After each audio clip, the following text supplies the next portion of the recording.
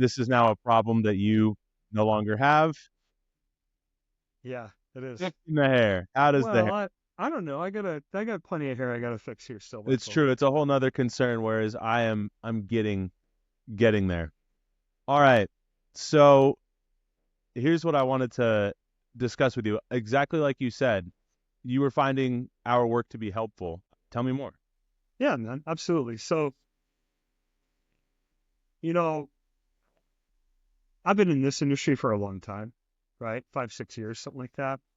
Um, and I know what I'm doing, right? And I've long been in the type of role where communication is important.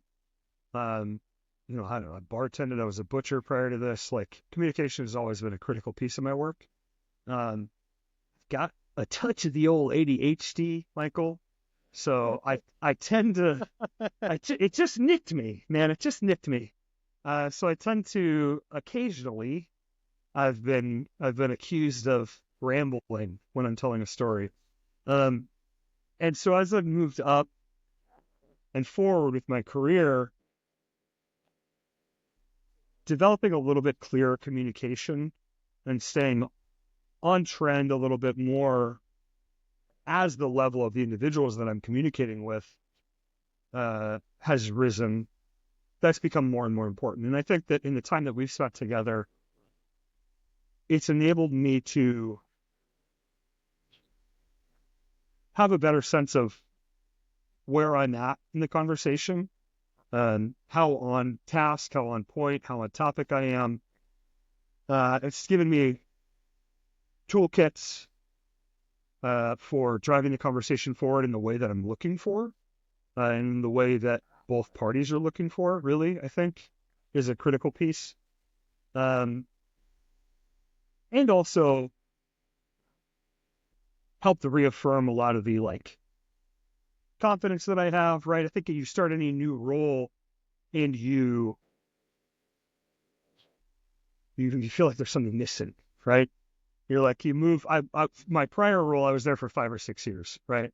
And had been working with that tech stack for a bazillion years in a bazillion different contexts. So there was like nothing about it that I didn't know or didn't have real mastery over, or didn't feel real mastery over too, right?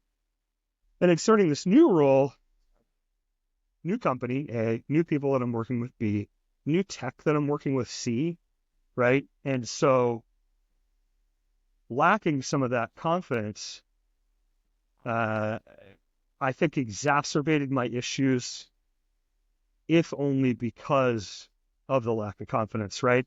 And so in spending the time together that we have and doing the work together that we have, I feel like it allowed me to ramp up faster and to a higher level, to more effective communication, and to like find my voice within the company and feel more confidence about it. And I think now that everybody, I'm leading instead of following, and leading others instead of leading myself kind of blindly through the dark. So that's felt really good. So Dude, that's amazing. I love to hear that. What kind of business outcomes has that driven or enabled? mm, it's a good question. So I think here at Alora,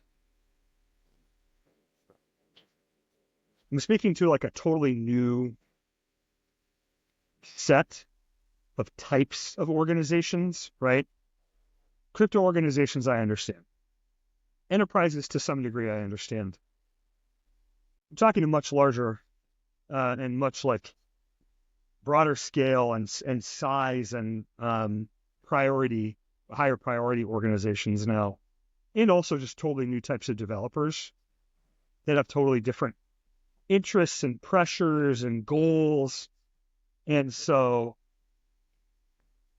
having some of those toolkits and some of the like fallback behaviors of like start asking more questions, right? Get them talking. Um, do your spiel, keep it tight, get in, get out, give them what they need to know. Uh, and obviously there's a number of other things, but I think those are like, that's meat and potatoes, right? That's meat and potatoes. And helping So, craft what those narratives are. That's made, I think, the largest difference in terms of business outcomes. It's closing larger deals, getting from step A, which initial conversation, to step B, which is like, okay, cool. Instead of it being, let's talk again, let's do this, let's figure this thing out. It's like, okay, cool. We're leaving this conversation knowing what clear next steps are, having that aligned, going into those things a bit more prepared, and making more of the time where that during that initial call, I think. So Talk to me a little bit more about the finding of your voice and crafting the narrative. What was that journey like for you? What were some helpful things or big moments in there? yeah, man, good question. Um,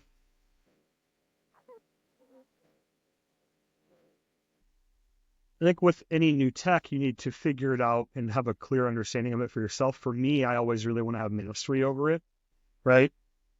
Totally novel stuff here at Aurora versus something like a Chainlink, right? Totally new set of considerations, totally new interactions, and having to like A/B test and work with the different organizations to figure out like, how do I summarize this in a way that is credible to them, to their ears, uh, easily understood, and having the ability and the confidence to develop that context ahead of time. Um, that's been really useful. That's sort of like the in the game, on the field kind of thing. And working directly with you to talk about things like, what's that messaging look like, right? You're a smart guy, Michael, but I wouldn't expect you to know in-depth details about collective intelligence networks that are distributed across whatever, you know what I mean? Like I didn't this I didn't specific, used to know as much as I know yeah. now. Oh God, now like, man, you want a job, I'll bring you on. You could run this. So no, but so working with you to work on that sort of framing and that pitch and that collective intelligence kind of quote, I lean so heavy on that. Right? That's the core of my description. And so For anybody who's going to be listening to this later, can you provide a little bit of context there? yeah, absolutely. So Allura, the long term for it is the self-improving decentralized intelligence network. I come back to like describing like, well, what does that mean? It is the mechanism by which, and we are the framework by which you leverage the collective intelligence of multiple machine learning models. When I stated at the outset, I lead with that, and I show them how it works, and then I bring it back again. It's about collective intelligence. So having that framing and thinking about that and having that little pitch there, that You're really referring to has been, the first session that we had when we dove in there? yeah, man. It was like, how do I tell people what this Wait, is and what it can you does? describe what that first session was like and Oh, where you dude. started and what we ended up landing with and how that was helpful? Yeah, I struggle to remember exactly what the initial pitch was like, but it was like describing it to you how it worked and giving you this like, it was very early on. It was shortly after I started. It must have been, I started in February. It must have been late March that you and I Sounds started working right. together, maybe early April at the latest, something like that, right? So it was very fresh early on in my tenure here. Um, and so like running this pitch by you and you're like, that doesn't make a lick of sense to me, right? And the thing is, like a lot of these orgs that I'm talking to, actually I think the most difficult one for me to speak to has been the orgs that are AI native or are machine learning native, but aren't crypto native because they're the most skeptical, right?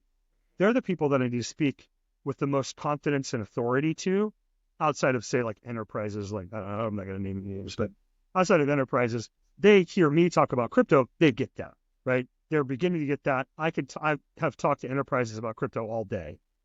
So I know how to frame that to them. But in speaking to these organizations that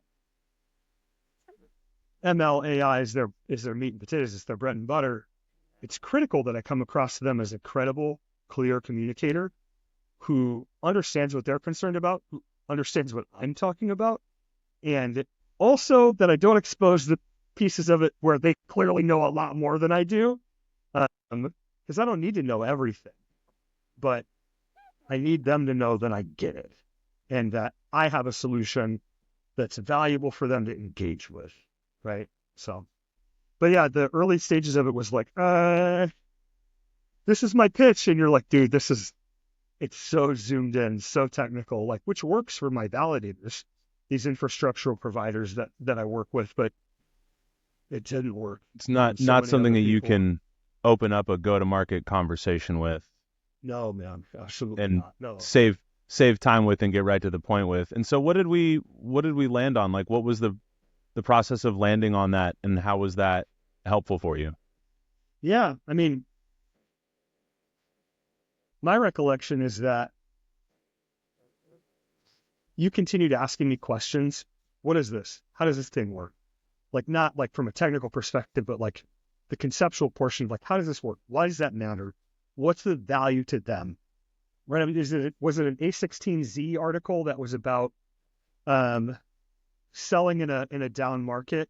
Yeah, Um, it's the A16Z with force management selling in a downturn where they lay out the four value drivers and what they are, and then aligning those answers with which bucket of the value drivers is going to be most, you guys are going to be able to drive the most value in. yeah, absolutely. And so bearing those things in mind and asking those questions and thinking about like, well, why should these people care? Um, what is the UVP here? It was like, it felt like hand to hand combat, man, until we arrived at this sort of like nucleation We point of like took the, a 5 minute thing down to 5 words, yeah, that if I was remember. exactly it. That was exactly it, man. And really like, that's what I lean on. Like I said, that's the nucleation point. And I start with that and make it clear that everything else around that explanation is relating back to that. And then I circle back on that. So, And it's been working, it sounds like, for those AI ML native companies and established enterprises alike. oh, That's great to 100%. hear. What, like, before we started working together, can you share a little bit about what brought you in? What was going on for you prior to us starting? Yeah, man. So being a startup, right, you got to wear a bunch of different hats, right? I've got my piece that focuses on this technical infrastructure stuff, and my work there is pretty focused. I'm way on top of that. I know how to talk to these people. I know what their concerns are, right? Easy. I do that in my sleep. Um, but in beginning these BD conversations, these sales conversations with the kind of the new orgs that I've been engaging with and the new types of orgs that I've been engaging with, I was lacking the clarity of focus around what their concerns are, right? And lacking the ability to really know the types of questions to ask them to get towards those answers, right? Of like, what are their concerns? How do you ask them this type of thing? Because the market maker has different concerns than a quant trading firm has different concerns than an ML development shop. You know, those people all want different things. And those are all by and large things that I haven't worked at any one of those. I haven't worked, well, now at this point, I have worked with many of them. Um, but yeah, I mean, it was a matter of like, okay, I need to be speaking to authority to all these new types of orgs. And I wasn't, you know, I don't, you know, had borked a couple conversations and, uh, What I is don't what know, does that look like? Borked a couple dude, conversations. just like way off topic or like, um, not understanding what their concerns were and just like losing them really quickly, which was a very unfamiliar feeling for me. It was not something that I've had the feeling of many times, and doing it like in front of my CEO, that's a bummer. That's a pretty big bummer to do that. Uh, and then, you know, fast forward, like training people on pitches and Hmm. leading these calls with high value clients and having that all just be stuff that's like, don't worry, like here, cut that. So Wow. the shift from then has been really, it's felt good, Yeah, man. So Can you share a little bit more about that shift? What has stepping into your power as a leader and effectively enabling other leaders, what has that been like intra organization? Yeah, I mean, I think it's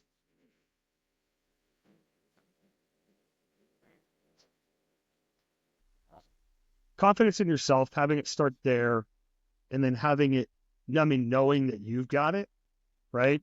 Knowing that you've got it and having data to show it, and then having it be clear that everybody else knows it too, right?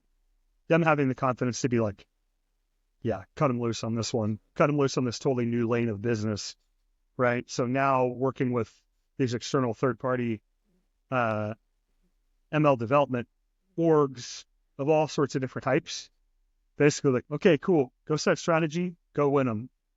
And it's just like, it's just me doing it.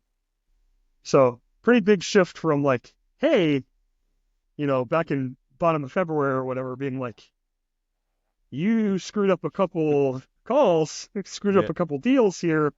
Let's get you some sales enablement training or that type of thing to like, hey, here's a whole new thing that's critically important. Go figure it out. So No hand holding required. So enabling more of the business, removing a lot of friction there in the business, allowing you guys to move forward. How would you sum up this experience thus far? yeah, man, Michael, it's been great. Like, getting to know you has been fantastic. You're a hell of a guy. I really Likewise. look forward to the time. I look forward to the time that we spend together. Right? It's been exciting to be able to go from these sort of headline issues of like, I'm having this type of issue consistently on calls to what is this fine tuning messaging, or like rather getting broad strokes for clearer messaging done to fine tuning messaging to like, hey, I'm having this type of issue with intra org communication. Having those issues get smaller and smaller and scoped tighter and tighter, and to it being like I said, from these really concerning headline issues to like fine details, right? That I think from perspective of what it's been like for me in engaging with it and like what I'm worried about and what I'm getting out of it, that's been a big part of it. And then, but I think working with you has been, I mean, A, like I said, it's a ton of fun. Um, and B, it's clear to me that you have like a robust mastery of like the frameworks of communication and like how do you engage with different types of folks. It doesn't matter what it is that they do. It doesn't matter what type of org it is. It doesn't matter where they sit. Are they above you? Are they below you? Um, are they way more important than you? Are they not interested already? Like, how do you win them? That's been cool to learn a lot of those things because I've long considered myself a charismatic, clear communicator. Well, maybe not clear communicator, but charismatic and effective We've communicator. And always got work to do in every area. Kaizen applies that's everywhere. true. That's true. Yeah, I've long considered myself a strong communicator, but in honing that edge, it's given me a lot of confidence to do that other places too. So I've enjoyed that quite a bit. Applied anywhere outside of work? Like any of this skills, mindsets, identity shifts applied beyond the workplace? Yeah, definitely, man. I think interpersonal relationships, romantic relationships, in like the ability to like more clearly identify what it is that somebody's looking for if they're not comfortable saying it, or if they're not Mm. able to say it, or if they're not sure if they know even. Um, the falling back on asking those questions and like telling a clear story about who you are when you're meeting somebody for the first time. Um, yeah, that's been valuable for me. That's been really valuable for me, especially or I mean over the summer. Kind of can go into why, but anyway, so yeah, it has been. It's been fun. Empathy and clarity, Yeah, always man, that's helpful. what And it's all yeah, about. always another layer. I continue to find that just it's like the line from Godfather 3, which is really now sort of from The Sopranos.